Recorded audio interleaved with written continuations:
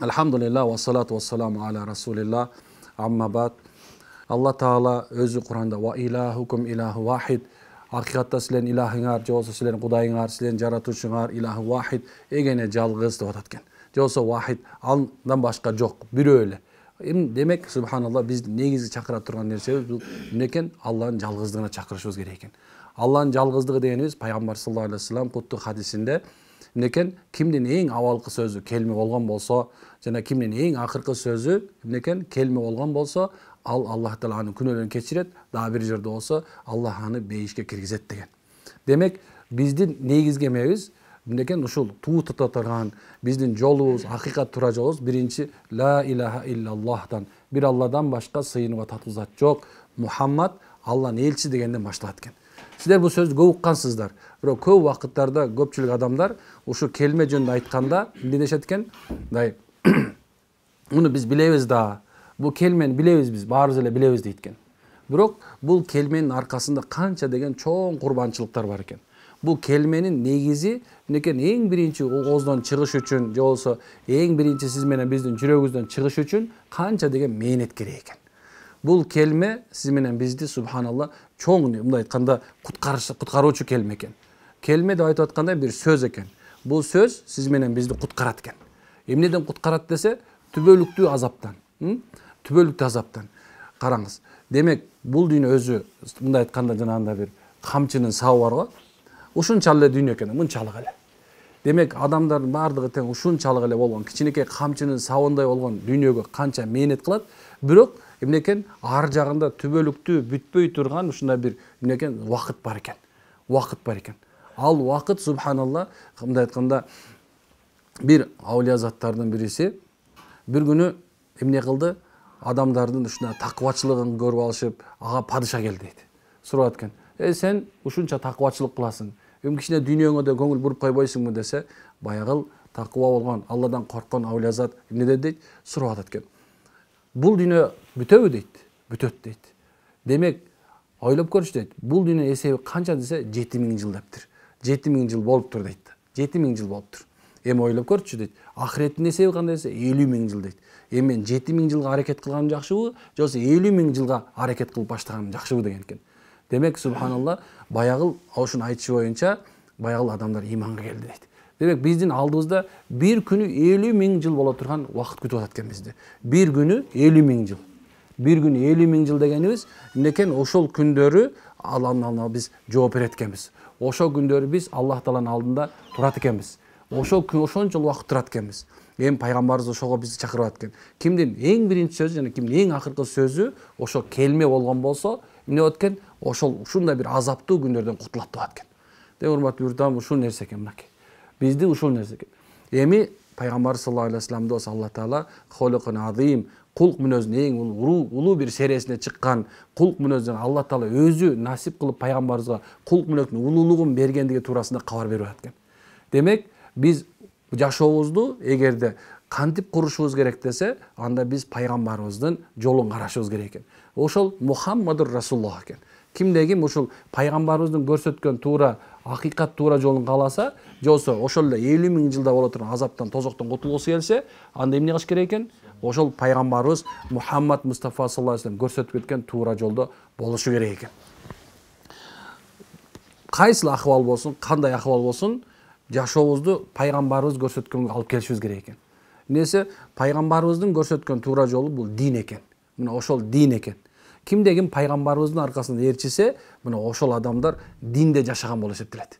Кимде ким пайгамбарыбыз көрсөткөн жолдон эле кичине мындай чыккан болсо, ал динде эмес, ал өзү каалаган жашоодо болуп жашаган болуп эсептелет.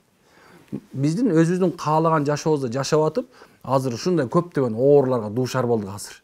Өзүбүз каалагандай, пайгамбарыбыз тыйгандай, пайгамбарыбыз буйругандай кылбаган себебинен биз азыр жашоодо ушундай көптөгөн проблемаларга, кыжаалатчылыктарга дуушар болдук азыр. Караңыз, руханий дарт деген нерсе, Биз жашообузда пайгамбарыбыз көрсөтүп кеткен жолдо, ошол пайгамбарыбыз көрсөтүп кеткен жолдо жашаган сахаба, табаиндер, аулия машайыктар, муршиди камилдер жашабаган себебинен биз азыр жашообузда өтө бир катуу бир кыйналышта болуп атат экенбиз. Кыйналыштабыз. Дайыма эле кыйналып атат экенбиз. Көз тийден сактана албай атат экенбиз. сыйкырчылыктан сактана албай атат экенбиз. Жиндин кирип кетишинен сактана албай атат экенбиз. Караңыз. Демек хасаттан сактана албай атат экенбиз. Өзүбүздүн жашообузду биз күндөн күнгө бузуп атат экенбиз. Эмне үчүн десе оңой эле экен да. Бир эле нерсе бар экен, биз жашообузду субханалла пайгамбарыбыз көрсөткөндөй жашабаган себепти бузуп атат экенбиз. Пайгамбарыбыз көрсөткөндөй кылбаган себебинен азыр оорулар келди мына. Биз айтабыз, көз тийүү бар деп айтат экенбиз. Ал айнул инсаны хаккун дейт пайгамбарыбыз. Бир адам көз тийиши хак, чындык дейт. Эми караңыз. Пайгамбарыбыз ушул эгерде биз динибизди билгенибизде, пайгамбарыбыз саллаллаху алейхи вассаламдын жашоосунда болгон нерсени, пайгамбардын айткан имамдардын, дамылаларыбыздын айткан жанакындай бир баяндарын уккан болсок, же болбосо ошолорду сабактан катышкан болсок, динибизди тургузган болсок, анда биз ошол көз тийүүдөн кантип сактанууну билмекпиз. Ошондой эле эгерде биз өзүбүздүн көзүбүз тийип кетишин коркунуч бар болсо, мисалы билсек, анда биз ошол некен адамдарга да көзүбүздү тийгизмек эмеспиз. Мисалы, көз тийүүдөн сактануу үчүн мисалы пайгамбар саллаллаху алейхи вассалам өзүнүн баласына, өзүнүн неберелери Хасан жана Хусейнге окуган дуаны билмекпиз. Хасан жана Хусейнге окуган дуасын үйрөнмөкпүз дагы, эч бир баягы жолубузду адаштырып, ар кандай кемпир чалдарга барып, же болбосо жана көз ачыктарга барып, өзүбүздүн некен балдарыбызга жанагындай күрнелетип, алардын жүрөктөрүн көтөртүп, жанагындай ар кандай нерселер менен кыйналмак эмеспиз. Пайгамбарыбыз көрсөткөндөй кылган болсок, биз пайгамбарыбыз көрсөткөндөй кылган билбеген себебинен, унутуп калган себебинен некен биз азыр акыйкатты жалган көрүп калдык. Жалганды чындык болуп көрүп калдык. Бул акыр замандын белгилеринен туурабы? Пайгамбарыбыз Алла Таалага кимдекен шайтан алейхилана айткан нерсеси бар, билесиздер, мааниси да ушундай. Мен сенин пенделериңе чындыкты жалган кылып көрсөтөм, жалганды чындык кылып көрсөтөм деп айткан. Жана сен жараткан акыбалга, келбетке нааразылык кылышат алар, анын келбеттерин өзгөрттүрөм деген. Канча деген адамдар ошо шайтандын лозунгу менен жүрөт экен. Пайгамбарыбыздын көрсөткөн жолу Мухаммадур Расулуллах менен жашабаган себебинен, жашоосу дин болбогон себебинен, урматтуу юрттаганым, азыр көпчүлүктөр ушунда адашып жүрөт экен. Мына, эми караңыз. Эгерде субханалла ошол диндар адам болгон болсо, сыйкырчыга эч качан бармак эмес. Анткени ал иманды түшүнгөн себебинен, тозоктон корккон себебинен. Билесиздер, пайгамбар саллаллаху алейхи вассалам Аллага жана ахирет күнүнө иман келтирген деп айтат. Аллага иман келтиргендер көп экен. Биздин да ошол эмес акыйда тахавияда башында матынында эле ушул нерсе жөнүндө айтылат. Эмнекен Аллага иман, Аллага жалгыз деп ишенгендер деп ошонун түшүндүрмөсү шархында эмнекен Аллага ишенгендер көп экен. Куранда алар асман жерди ким жаратты десе Аллах деп айтышат экен да. Азыркы заманда айтат экен бизге келипчи, "Эй, эмне мен деле Кудай дейм? Мен деле Кудайга ишенем. Сага жакшыраак ишенем мен" дешет экен да. "Сага жакшыраак ишенем эмне? Сен менден эмне намаз окуп койсоң эле, мен сенден да жакшыраак корком" дейт экен да. Бирок ал ооз менен айтып атат экен да.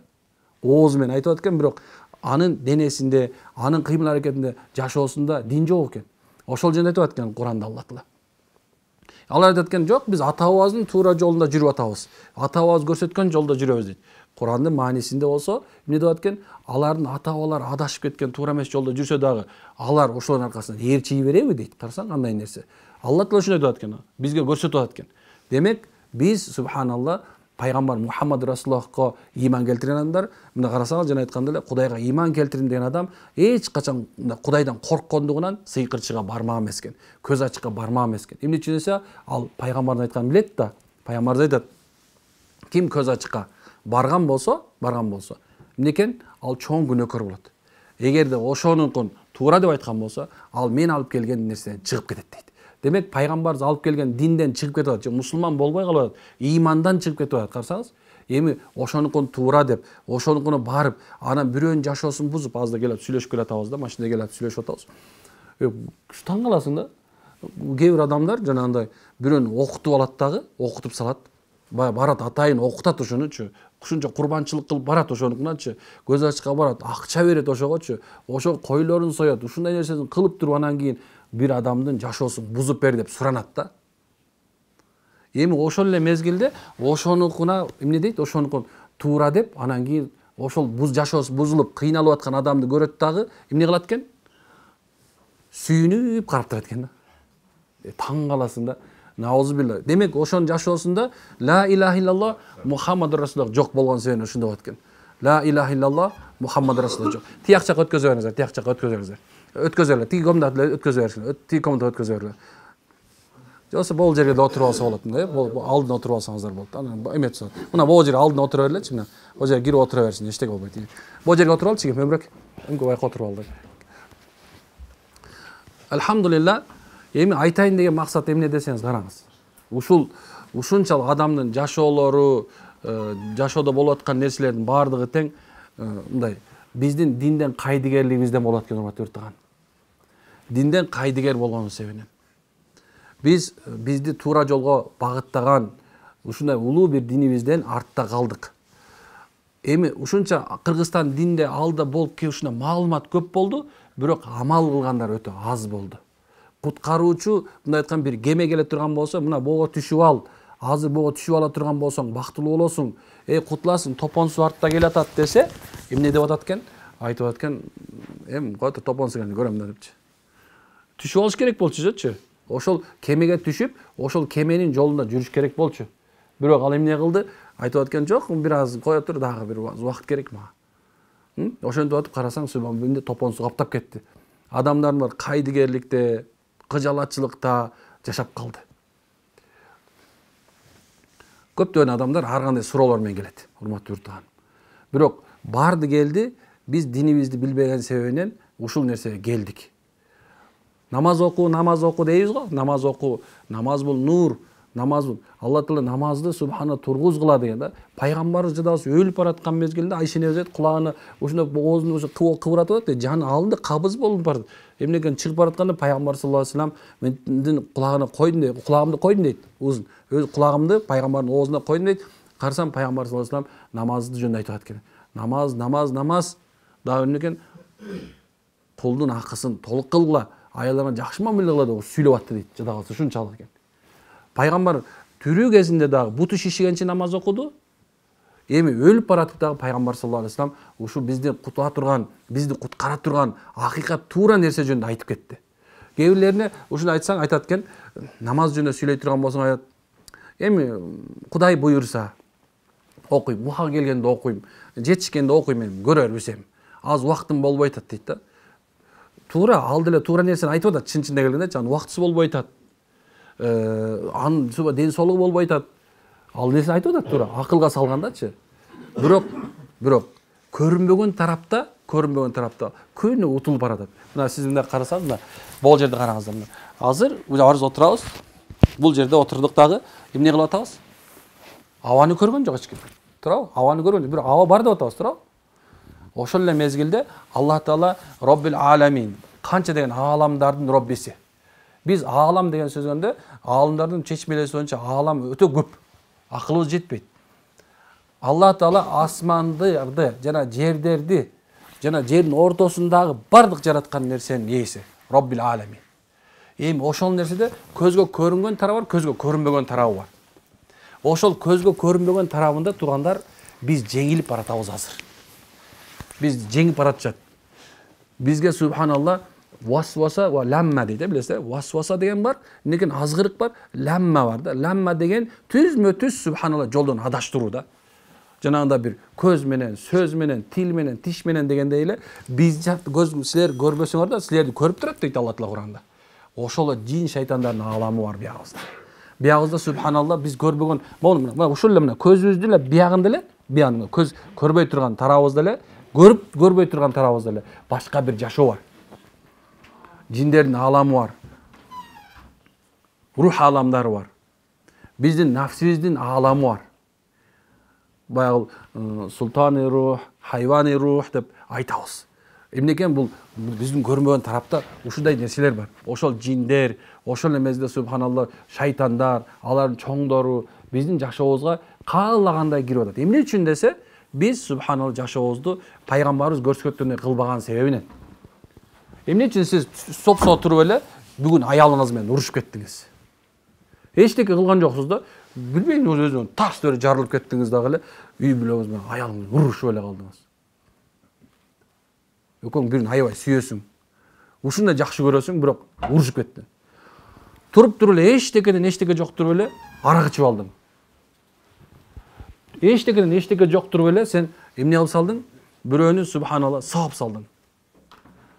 Карасаң кандай нерсе. Эми демек бул жерде бир нерсе бар. Бул жагында бир нерсе бар. Эмне бар бuyagында? Десе мына пайгамбарыбыздын жашоосуна караңыз.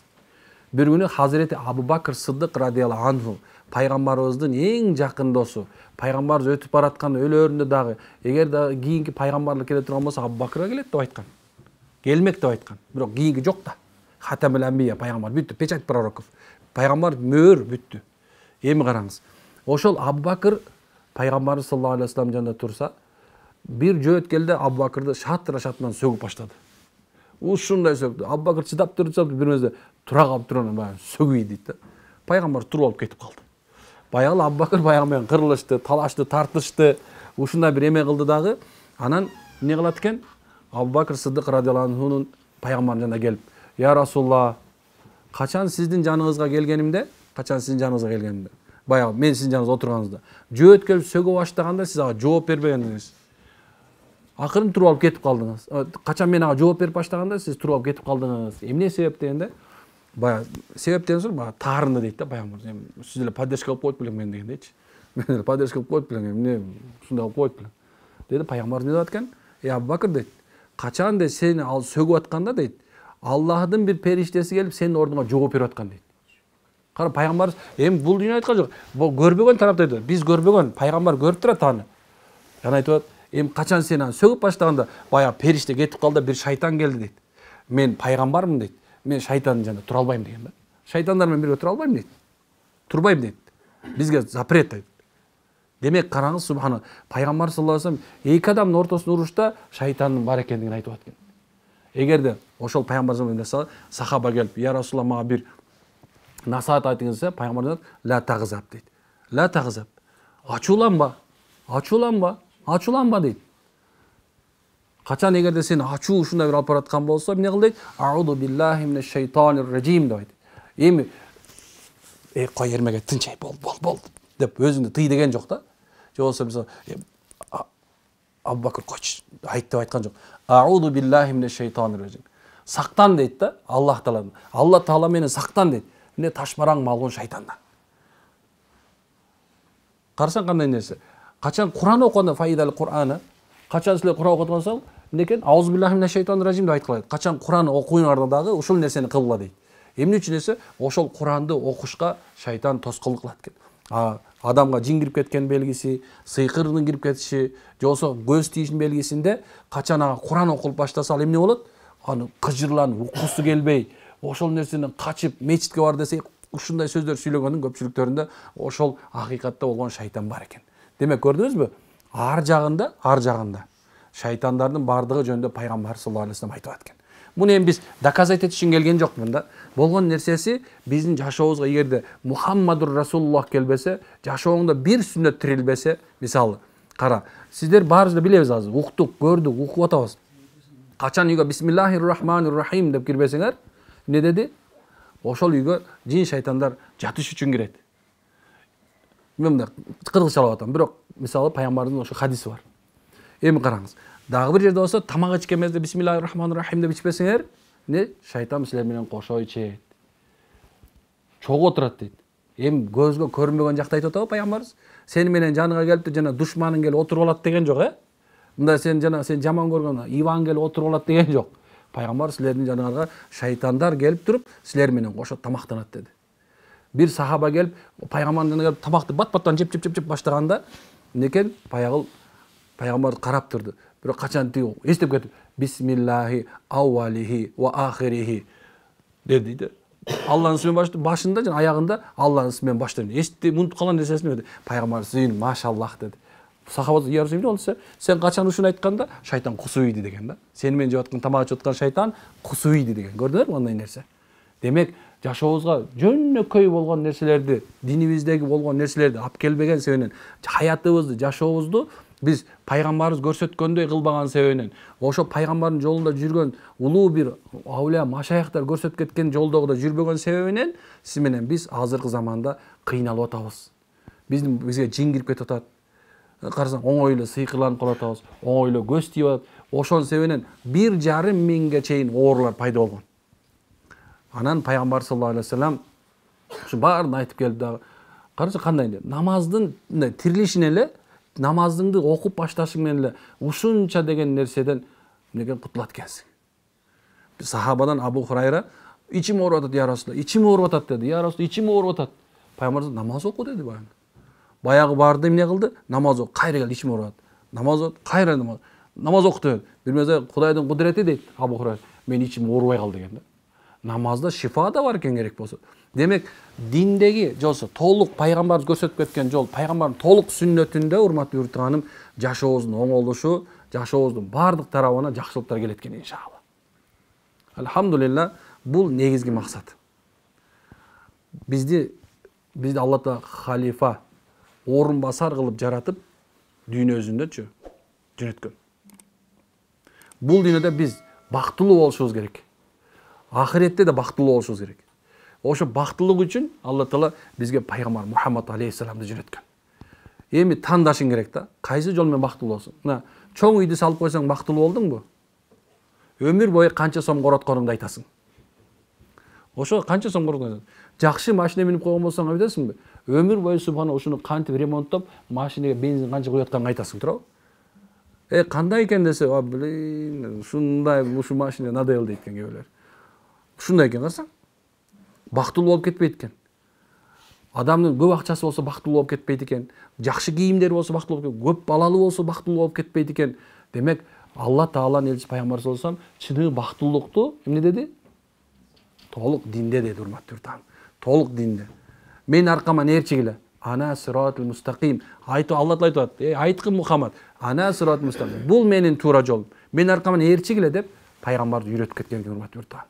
Мына ушул себебинен мына ушуну жеткизели дедик. Акыйкат ушул нерсе. Башка нерсе жок. Эми бул да азыр кыла турган ишибиз да аз. Мисалы азыр сиздерге кылып аткандай дем салыш деген максатта келдик негизи, бирок негизи максат иман. Иман сөзү. Мына ушул жүрөктөрү тазарса, иман ушул аз биз айткан нерсе жүрөгүнө кирген адам эмнекен айыгышы оңой болот. Эгер кой Аллага шерик келтирбейм экенчи. Вахидул ахад. Эгене жалгыз бирөө гана деп туруп ишенем. Эми намазды окуп баштайм. Аллахтын өкүмүнө арамын арам, адалын адал деген адам субхана жашоодо бактылуулук келет. Анын ордуна жашоо жүрөгүндө кыжалатчылык, жана мындай кандай кээ бирлериңиздер түштөн кийин дем ала албай, канча кыстыгып атат, канчанын баштары ооруп жүрөт, канча эрде урушуп жүрөт. Ушунун бардыгы тең субханалла кыжалатчылык кетет. Качан эми пайгамбарыбыз айткандай, Куран менен дарылагыла, Куран менен дарылангыла деп айткан себебинен. Пайгамбар силер менен бизге эмне деп аткан? Эң чоң нерсеси Куран менен дарылангыла, Куран менен дарылагыла дейт. Демек, экөө тең жайыз экен. Дарылануу дагы, дарыланыш дагы. Бирок мындан башкасы менен кылуу шариятыбызда эмнекен? Күмөн жаратат экен адамга. Ошондон экен шариаттагы белгиленген эмнекен? Нушура.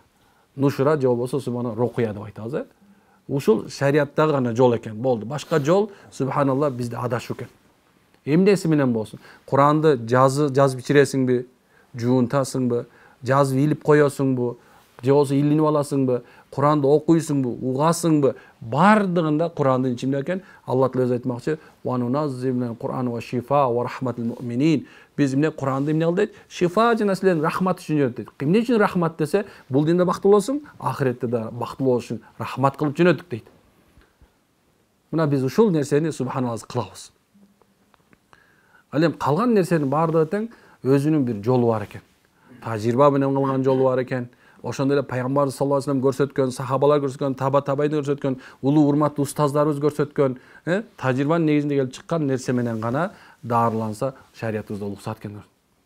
Ар ким арган нерсе туура сүйлөгөн кишиде тууган жок дейт. Ошол себептен көпчүлүктөр эмне кылат экен? Туура нерсени адаштырыш үчүн да ар кандай жаманчылыктар кылат экен. Ал нерсеге биз көңүл бурбайбыз. Качанга чейин? Качан ал субханалла чектен ашып кеткенге чейин. Бирөөнүн башын айландырып алуу харам. Бирөөнүн башын айландырып алыш харам. Ошол эле мезгилде соопчулук иретинде бирөөнүн башын айландырып, баягында айтканда, эрди аялдын ортосуна ынтымак алып келип коюш үчүн окуп атам десе, бул да харам. Ушуну унутпашыңыздар керек. Экөө ынтымак жашап кетсин деп атабыз деп.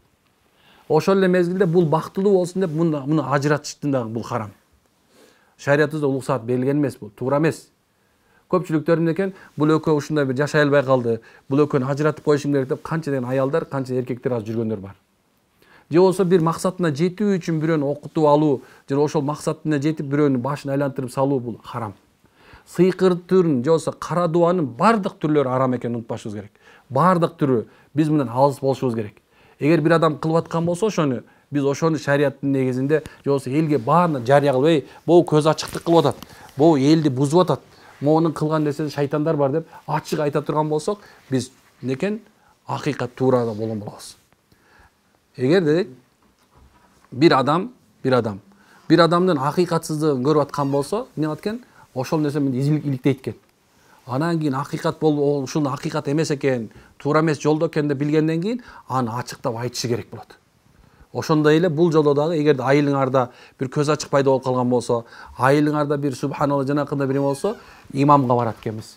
Имамга айтат экенбиз: имам, биздин алдыбызга туруучу, биздин башчыбыз мына ушундай бир акыбал болду бул жерде. Муну кандай кылып жоебуз десе, анан имам эмне кылат экен? Ага барыш керек болот экен. Караңыз канчалык имамдын иши. Ошол себептен имамдардын уруксаты жок, биз кирбейбиз эч жака. Анткени себеп субхана имам билиш керек да, туурабы? Имам билиш керек, ошол айыл имам билиш керек. Кайсы жолдо, акыйдасы кандай, ошол анан кийин бирөө кирип алып, мисалы, канча жерде болуп атат экен. Жанакындай бир айылга бир 3-4 аял баштарын бириктирип келип алып, ар кандай нерселерди кылып, жана ордочумун, анан тигиндей мындай ак жабыш керек силерге деп азыр канча деген кишилер эми менен жанагындай бир автобус болуп, субханалла, ташып жүрүшөт. Ар кай тоого барып тоголонуп, анан ар кай мүрзөгө ак жаап жүрөт. Муну ошол нерселерге эмне кылыш керек? Биз айтышыбыз керек. Акты ак, туураны туура менен. Караңыз канча деген мүрзөлөрдө азыр топурактарын жанагындай баатырлардын топурагы калбай калды уже. Анын үйлөрүн алып кетип, ар кимдер чача берип, ошол сыйына берип, ширк кылып, эмне экен? Алар намаз окуса да капырчылыкка түшүп калып атат. Алхамдулилла, ошол себептен урматтуу тууганым, туура жолдо эмне экен? Жана туура негизде өзүбүздү да ден соолугубузду караганды билишибиз керек экен. Эгер кимде ким өзүн туура жолдо, туура негизде өзүн даарлаганды үйрөнбөсө, анда ал бүртүнөн адашат. Бир айтат мага, молдок айла жок, аябай катуу кыйналып кеткени менен ошого бардым. Айла жок эмес болчу да, айласы бар эле болчу. Бирок эмне кылды? Ошого барды. Ал кайра тооба кылыш керек. Айласы жок да болсо, азыр айласы жок делбейт. Анткени себеп Кыргызстанда рукиятчы окуган канча деген бар. Жол такыр болбосо, өзүнүн имамына дем салдырыш керек. Жана өзү имамдан сураш керек. Мен ушундай болуп калыптыр, мен кантип субханалла даарыланышым керек. Айт мага, түшүндүр. Же тиги молдого бара берейинби, же болбосо сен мага дем саласыңбы? Эмне экен? Анткени себеп бул дүйнөнүн ахиреттик кажаттарды четип берүүчү эмне экен? Имам дамулалар бар экен азыркы заманда. Эчтеке айла жок эмес экен азыр. Айла бар экен. Болгон нерсеси сен өзүң ошого мен ушул молдого бармак белем. Көчөн эле мындай болчу. Ушуга мен тигинтмек белем деген ойдосуң. Койчу. Мен көчөндө айтат бирөө, мага деген күчтүү молдо таап бер дейт бирөө. Аны айтам, жок, субханалла, күчтүү молдо, алсыз молдо деген болбойт такыр. Андай болушу мүмкүн эмес. Болгон нерсеси такыбачылыгы бар. Кудайдан корккон, такыбачылык менен жүргөн адам болсо, ошол адам субханалла иманын кубаттуу болгон себебинен, дайыма зикири менен болгон себебинен, устазы менен дайым такыр баалашып жүргөн, билесиздер, негизи. Эгерде ким деген бир күндө жок дегенде, бир жолу устазы менен баарлашып турбаса, бир жолу субханалла эме кылып турбаса, байланып турбаса, андан жүрөгүнө нафси батилет жок кылып коет. Эми ушундай нерсе иманыбызды кубаттайлы туугандар. Имандарга мээнет кылалы. Имандарга мээнет кылалы. Кантип мээнет кылабыз десек, субханалла, азыр бир жакшы тартиптер бар. Жакшы тартиптер бар. Өзүңүз ушундай сус экениңизди билип калдыңыз. Намазыңызды сустап атканын көрдүңүз. Же болбосо намаз окугуңуз эле келип атат, бирок сиз ушундай бир жол таба албай атасыз. Дагы деле эмне кылабыз? Биз ошол имамыбызга барабыз. Айтабыз, имам, мага ушундай кылып бер. Эмне кылайын десе, ошол имам туура жолду көрсөтөт иншалла. Аны ошол айткандай чыгып, ошол айткандай барып, ошол айткандай курбанчылык кылып, анан кийин ушул жерге машалла өзүңдүн диниңди тургузуп, жашооңду оңдосоң өтө жакшы болот машалла. Эч качан кеч эмес. Исламда эч качан кеч эмес. Жакшылык кылуу, Алла Таала Куранда өзү айтмакчы, жакшылык кылгыла дейт. Эмнеге? Жаманчылыктарды өчүрүп туруш үчүн. Эгерде бир күнөө кылып алган болсоң, ошол заматтын аркасынан бир жакшы иш кылыш керек. Эмне үчүн? Анткени ошол жакшылыктын себебинен субханалла жаман нерселер өчөт экен. Бир күнөө кылып алдың, тооба кылдың машалла. Чоң тооба кылдың, кичине тооба кылдың машалла. Кудайдан кечирим сурадың, эртеңки күнү ошо күнөө кылбайм дедиң, Кудайым буйрса эмне кылат экен? Ошол жашооң оңолуп баштайт экен. Биз өзүбүздү аракет кылалы, оңдойлу, өзүбүзгө аракет кылалы, машалла. Кайсы жерде отурбасын, мисалы, бирөө соодада отурат азыр, бирөө машина айдап баратат, бирөө болсо самолет учуп баратат, бирөө болсо азыр бир дыйканчылык кылып атат, бирөө чабанчылык кылып атат. Мына ошолордун баардыгына эле өкүм бирдей. Кайсы жерде жүрсө дагы. Эч качан бирок чөкпөш керек, урматтуу тууган. Ислам чөктүрүш үчүн эмес да. Пайгамбар чөктүрүш үчүн келген эмес. Ошо чөккөн элди көтөрүш үчүн келген да. Жашооңду бузуш үчүн эмес, тескерисинче жашоону оңдош үчүн келген пайгамбар саллаллаху алейхи вассалам. Бактысыз кылыш үчүн эмес, бактылуу кылуу үчүн келген пайгамбар саллаллаху алейхи вассалам. Түрүү адамды өлгөндө да бактылуу болуш үчүн келген пайгамбарлар. Пайгамбарыбыз Мухаммад Мустафа саллаллаху алейхи вассалам сенин үй бүлөңдүн ичине бузукулук тап келиш эмес, ал бузукулуктан чыгарыш үчүн келген. Пайгамбар саллаллаху алейхи вассалам карга же жашка же болсо аялга же болсо өзүнчө келген эмес, баардыгына келген. Керек болсо жиндерге да келген. Пайгамбар болуп. Пайгамбар саллаллаху алейхи вассалам адамзаттын бактылуу үчүн жүргөн акыркы киши болуп эсептелет. Эң акыркы киши. Ким ушунун аркасында ээрчисе, иншалла түбөлүктүү бактылуу отурмат. Аракет кылабызбы? Жашоозоңдойбузбу, машалла. Аллах сенен разы болсун. Субханак хамди ашхаду анта астагфирука ва атубу илейк. Аллахым ушул кылган амалдардын, ашыл айтылган сөздөрдүн берекеси менен Аллахым өзүнө бизге иман хидayet бер, туура жолдон адаштырба. Эл журтка тынччылык бер, ар кандай бузуклардан, фитна фасаттан, көрө албастардын көздөрүнөн жана сөздөрүнөн, жана баардык жин шайтандын азыктарынан, сыйкырынан, ар кандай жаманчылыктан Кудай таалам өзү сактасын. Ушул Башкарууга келдик. Аллах таала ушул айылга, ушул жерде субханалла, ушул отургандарга, ушул жерге келе албай калгандарга баарын Аллах таалам баардык руханий дарттардан шифа берсин. Ал ушул жерде мечиттер абад кылынбай атканса, Аллах таала мечиттерди абад кылышка мүмкүнчүлүк берсин баарыбызга. Өзүнүн жолуна чыгууга мүмкүнчүлүк берсин Аллахым баарыбызга. Өзүнүн жолуна мээнет кылууга мүмкүнчүлүк берсин Аллах баарыбызга. Балдарыбыз салих, такыба, Кудайдан корккон, Аллахнын өкүмүн аткара турган, ата-энени сыйлай турган, мамлекет, эли жеринде пайдасы тие тургандар кылсын Аллахым. Аллахым баарды эки жүздүүлүктөн сактасын. Мен сени текеберлик көрө албастан сактасын. Аллах кылып аткан амалдарыбыздын ажырларын толук сактап, ахиретте өзү ыраазы болгон акыбалында, өзүнүн бейишинде, өзүнүн жүзүн көрсөтүүгө Аллах баарын насип кылгандан болсун. Ва саллаллаху таала аля хайр халқи Мухаммад ва сахбахи ажмаин би рахмати я архамар рахимин. Алла разы болсун. Азыр эми туугандар, телефондорду өчүрөлү, баары